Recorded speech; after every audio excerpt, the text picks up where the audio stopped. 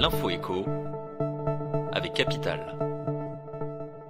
On commence avec le coup de gueule du jour poussé par les médecins spécialistes. Le syndicat majoritaire de la profession, Avenir Spé Le Bloc, appelle à une grève massive et à durée indéterminée.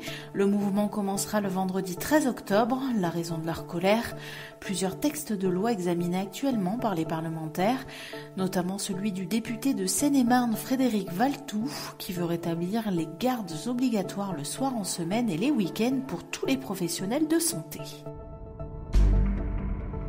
On enchaîne avec la polémique du jour. Ces dernières années, les ultra-riches sont régulièrement accusés de ne pas payer suffisamment d'impôts. Une note de l'Institut des politiques publiques publiée ce mardi relance le débat. D'après cet institut, la pression fiscale va en diminuant tout en haut de la pyramide des revenus. Alors que le taux d'imposition global est de 46% chez les 0,1% des plus riches, il passe à 26% pour les milliardaires. On poursuit avec la question du jour, faut-il se jeter sur le Pinel ?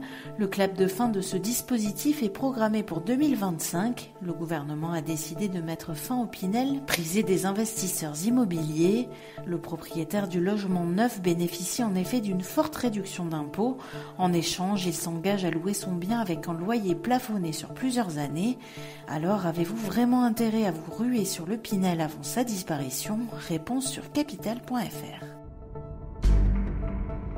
Et pour terminer, l'info pratique. Comme des millions de Français, vous prenez le train pour partir en vacances cet été. La SNCF enregistre un nombre de réservations record et le prix des billets s'envole. Pour limiter la facture, il existe différentes cartes de réduction à destination des familles nombreuses, des actifs, des seniors ou encore des étudiants. Capital.fr passe en revue les avantages et les réductions de ces cartes selon votre profil. C'était l'info écho avec Capital.